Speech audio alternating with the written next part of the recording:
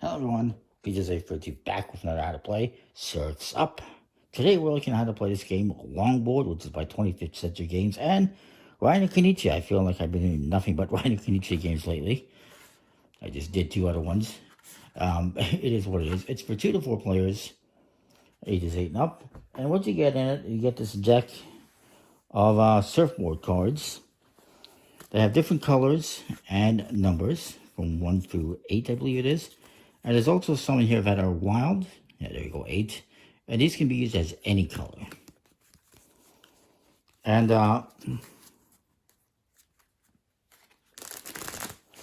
give these a shuffle. You also have these cards here that are double-sided. And you can use those. You don't have to. They are there for optionally as beats cards that you could use to put your surfboards on, particularly after you've got one that's ready. And you also get 16 of these. You get 14 of these objective cards. And you're going to put out, I believe, 4. And they're going to give you bonus points at the end of the game. Like, for instance, using only even or odd numbers on a board. Few stickers on the board, most stickers on the board, all 4 colors, etc., etc. You can shuffle these up.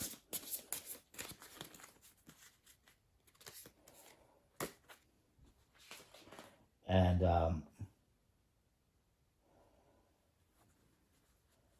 yeah, so each player is going to get 2 of these boards to start off with in their supply.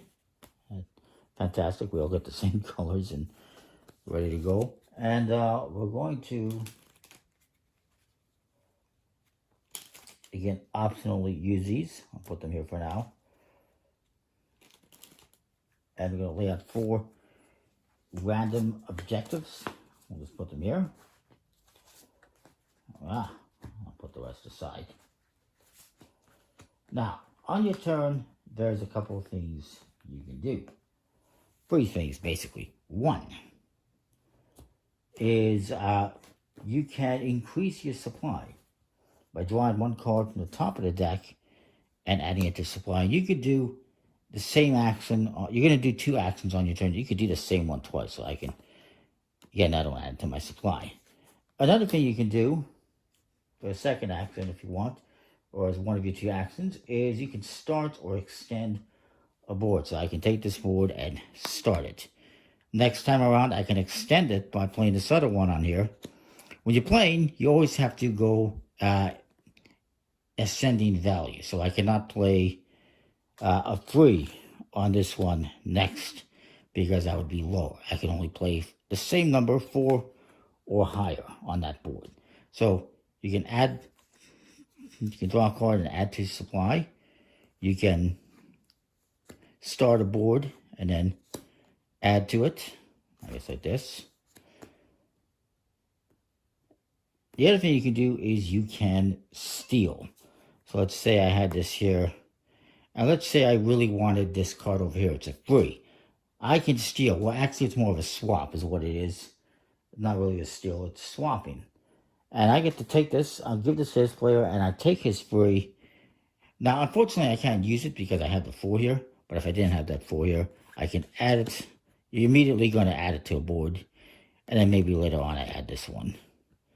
So that's kind of how that works. Now, when you're swapping, you always got to give that person that you're swapping with a card that is higher in value than what you're swapping. Or cards, perhaps.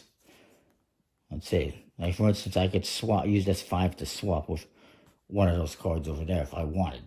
But we're not going to do that. Instead, I'm going to add this here. You will continue drawing cards and adding them to your display. Whenever I can add this to my display. And later, I can use it to start another board. Maybe I don't want to because it's a 5. I keep drawing cards. Maybe I'll add this one later. And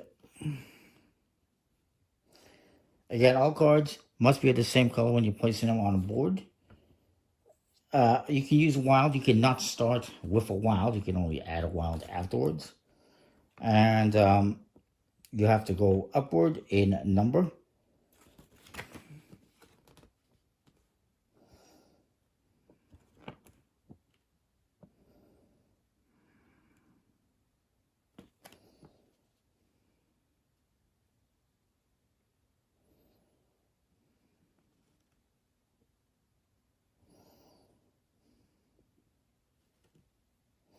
Now, once you have at least 4 cards on a board, it is considered shaped. And when you have one that's shaped, you can place a beach card under it to identify that. You will continue playing until you have a certain amount of shaped boards. For 2 to 3 players, it's 4 shaped boards of at least 4 cards or more, one of which has to contain at least 7 cards. For 4 players, it's 3 shaped boards. Again, one must contain at least 7 cards. And it doesn't matter who has it. I can have 1, somebody else can have 2. That brings an end to the round. Or brings an end to the game. Now, you can choose not to end the game, even if you have the ability to do so. The game will also end immediately if this deck runs out. As soon as you draw the last card from that board, it will end.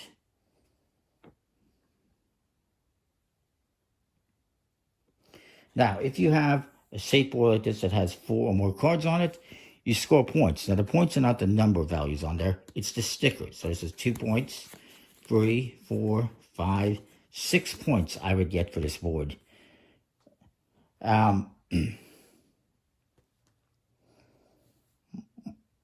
If you do not have 4 or more cards on a board that's shaped, you will get negative points.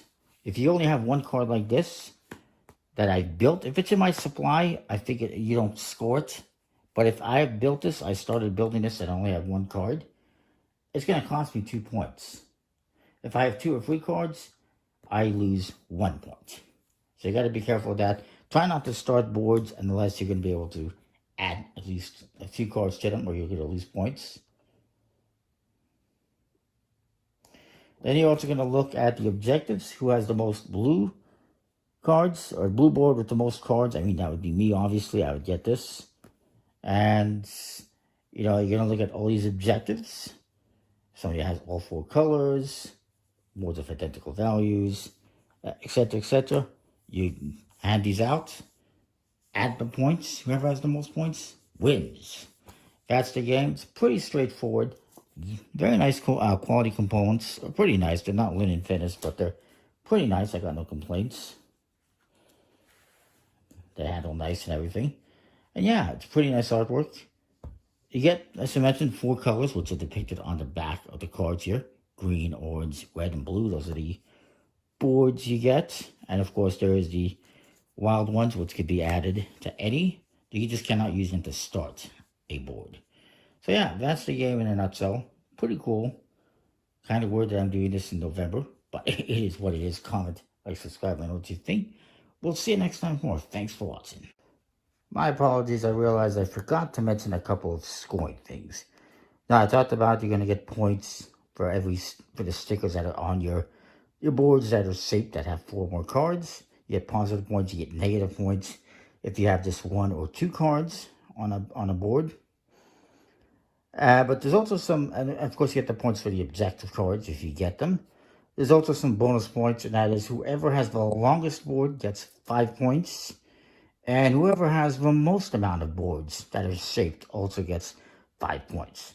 So I just wanted to make sure I mentioned that, reiterate that. And yeah, it's a pretty cool game. Surf's Up. Check it out. See ya.